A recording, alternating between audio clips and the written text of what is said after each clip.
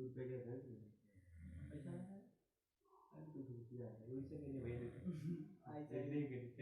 समय आएगा ना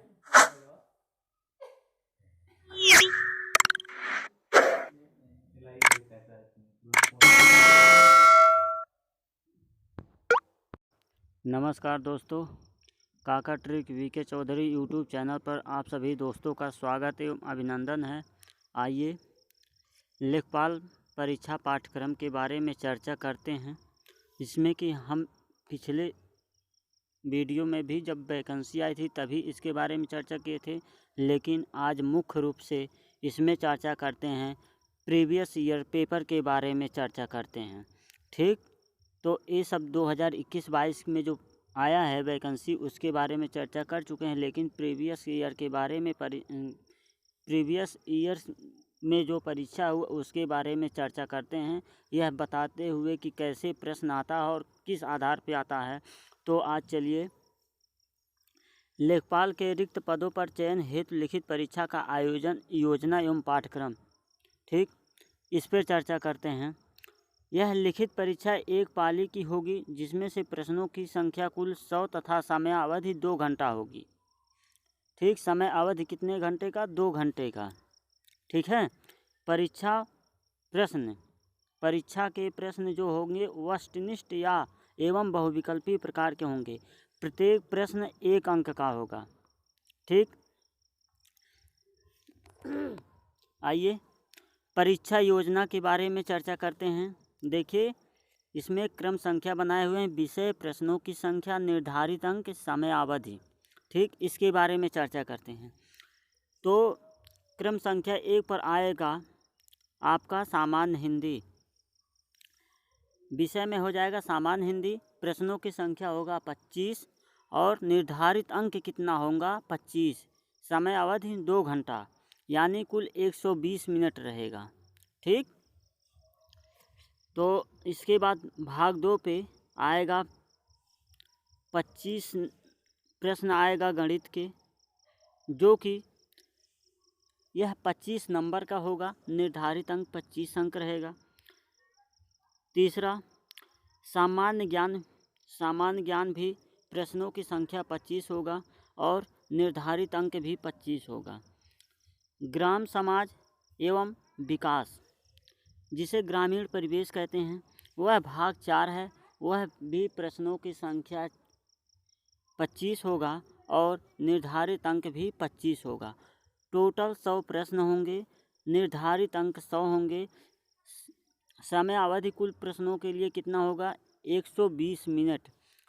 ठीक, आइए एक महत्वपूर्ण नोट के बारे में चर्चा करते हैं।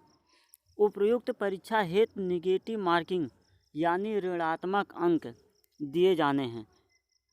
जो प्रश्न के पूर्णांक का 1/4 यानी 25% कटौती होगा। ठीक, यह हो गया आपका विषय, मतलब पार्ट हो गया। 1 से लेकर क्वेश्चन नंबर 1 से लेकर क्वेश्चन नंबर 25 तक का क्या आपका रहेगा? आपका रहेगा हिंदी। इसके बाद 26 से लेकर 50 तक आपका रहेगा गणित। इसके बाद 51 नंबर से लेकर 75 नंबर तक आपका रहेगा सामान्य ज्ञान। इसके बाद 76 नंबर से लेकर 100 नंबर क्वेश्चन नंबर जो होगा वह आपका ग्रामीण परिवेश होगा। ठीक, तो यह महत्वपूर्ण सेशन था। आइए प्रीवियस ईयर के पेपर के बारे में, जो प्रीवियस ईयर 2015 में आया हुआ उसके बारे में चर्चा करते हैं। ठीक,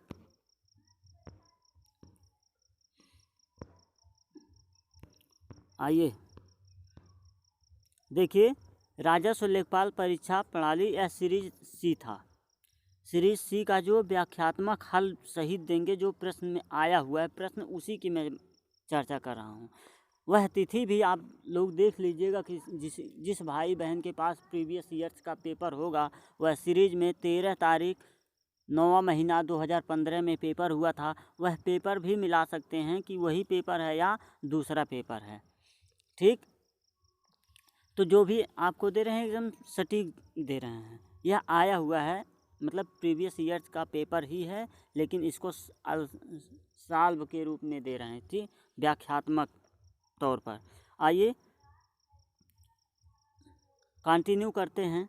पहला प्रश्न था, वह अगले साल आएगा, ठीक, वह अगले साल आएगा, इस वाक्य में कारक बताना है। इस वाक्य में कौन सा कारक है? तो देखिए, यह अपादान कारक ऑप्शन में दिया है, संबंध कारक, अधिकरण कारक, कर्म कारक। तो इसका सही जवाब है अधिकरण कारक। इसका व्याख्या भी देख लीजिए। देश और काल स्वयं अधिकरण कारक होते हैं। देश कहिए और काल कहिए, दोनों अधिकरण कारक होते हैं। प्रस्तुत वाक्य में समय या काल दिया गया है, अतः अधिकरण कारक होगा, ठीक। क्वेश्चन नंबर 2 की बात करते हैं।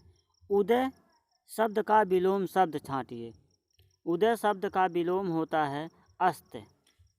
कहते हैं नहीं, सूर्य उदय हुए, सूर्य अस्त हुए, यानी उदय मतलब सवेरा होता है और अस्त मतलब शाम होता है, ठीक। यानी जब सुबह सूर्य भगवान उदय होते हैं, ठीक, तो सूर्य का उदय अस्त होता है, ठीक। तो इसमें सूर्य शब्द का विलोम पूछा है, सूर्य शब्द का विलोम अस्त होता है, यानी विकल्प नंबर डी सही है। आइए अगला प्रश्न देखते हैं। प्रश्न नंबर 3, निम्नलिखित में से किस वाक्य में भविष्य काल है? भविष्य काल की, भविष्य, जैसे आप लोग कहते हैं ना, मैं आपका भविष्य जान लूँगा, क्या कर सकते हैं, तो उसी आधार पे, ठीक, यह पूछ रहा है कि कौन सा भविष्य काल है।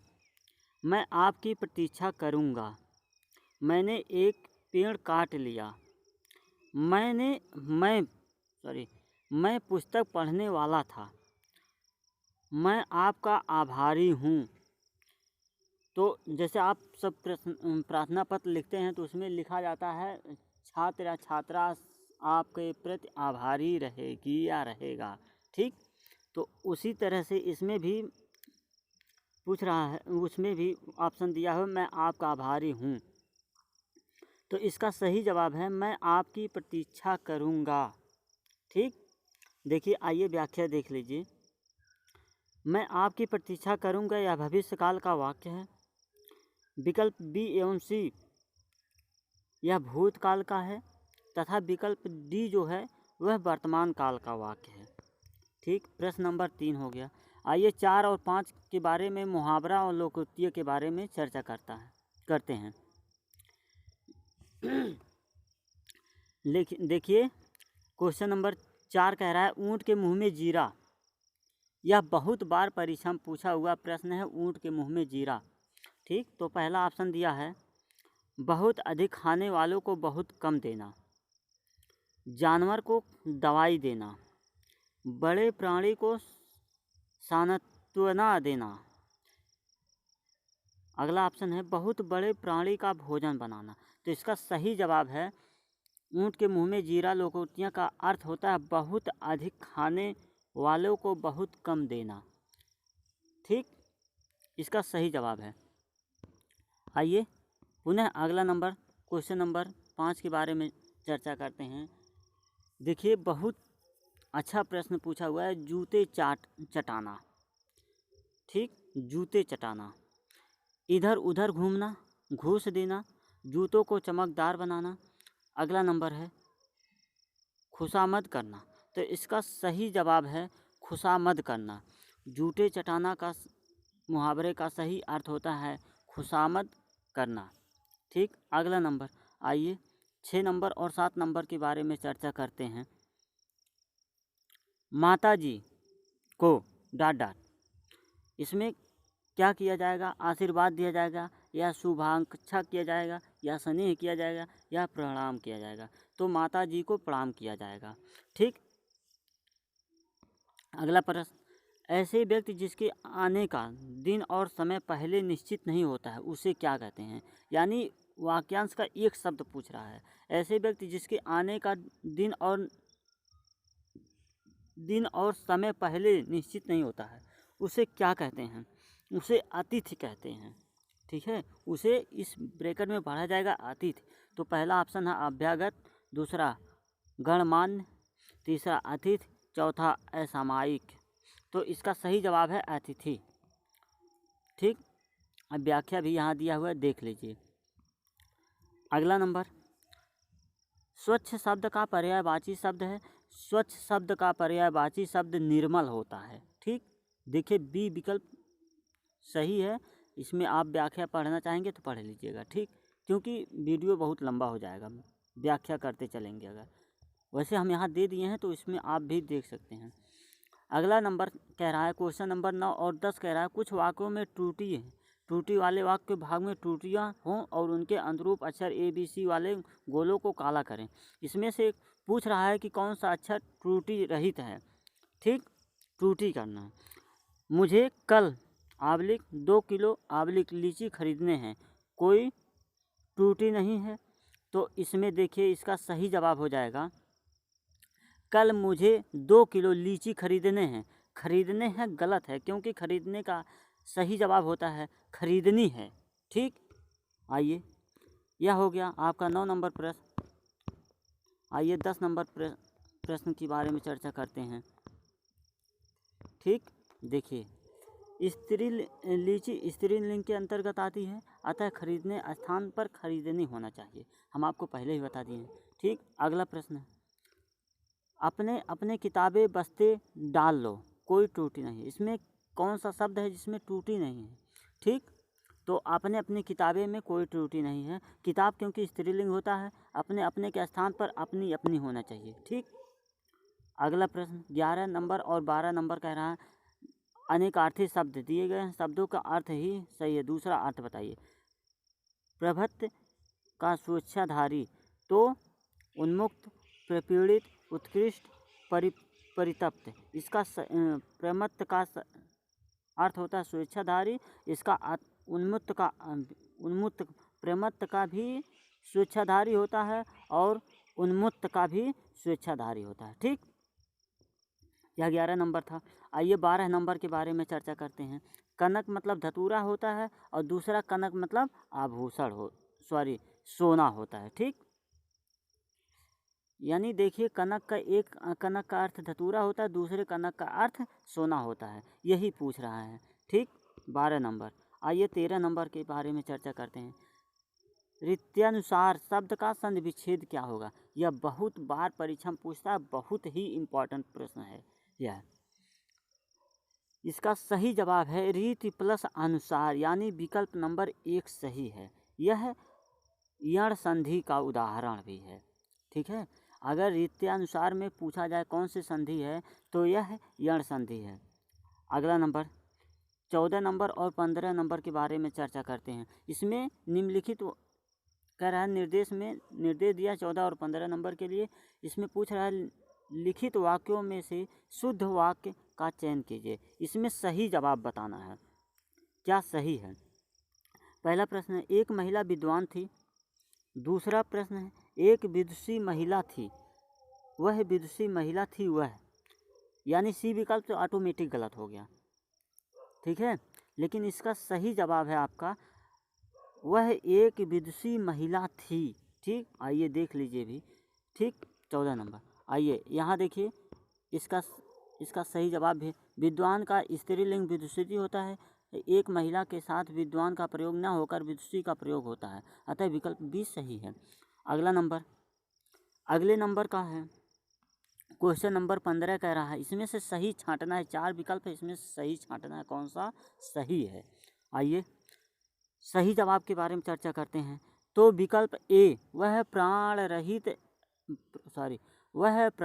सहित अपनी बात बताएगा। ठीक, प्रस्तुत वाक्य में सप्रमाण के साथ नहीं हो सकता है, प्रमाण के साथ सहित भी ठीक नहीं है। इसी प्रकार सप्रमाण प्रयुक्त होने पर सहित शब्द नहीं प्रयुक्त होता है, अतः विकल्प ए सही है। आइए 16 नंबर और 17 नंबर के बारे में चर्चा करते हैं। वीडियो तो लंबा हो जा रहा है, 20 मिनट के करीब हो जाएगा। आइए, लेकिन कोई बात नहीं है, पूरा हिंदी का 25 प्रश्न है, 25 हम आपको दे देंगे। आइए 16 और 17 नंबर के बारे में चर्चा करते हैं। निम्नलिखित वाक्यों में से एक शब्द चुनिए। देखिए वाक्यांश के लिए एक शब्द है। किसी की सहायता करने वाला व्यक्ति क्या कहलाता है? तो सहायक कहलाता है। ठीक, यहाँ है, आप यहाँ पढ़ लीजिएगा। ठीक, भला चाहने वाला, भला चाहने वाला के लिए एक शब्द होता है हितैषी, किसी का हित करना। ठीक, अगला नंबर आइए, बहुत ही इम्पॉर्टेंट है, जो कि रस से चर्चा किया गया है।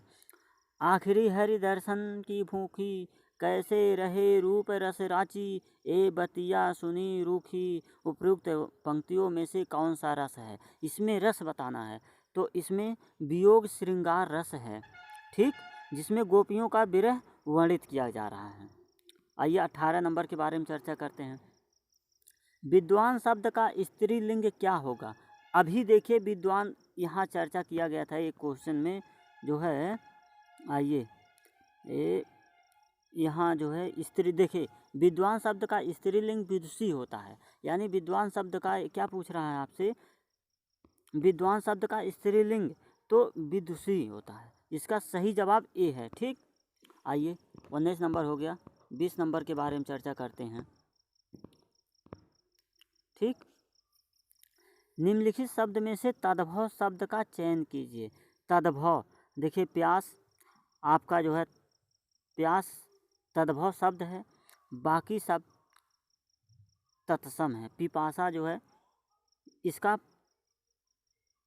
प्यास का जो है प्यास शब्द तद्भव शब्द है, इसका तत्सम शब्द पिपासा होता है। ठीक, शेष विकल्प तत्सम ही है।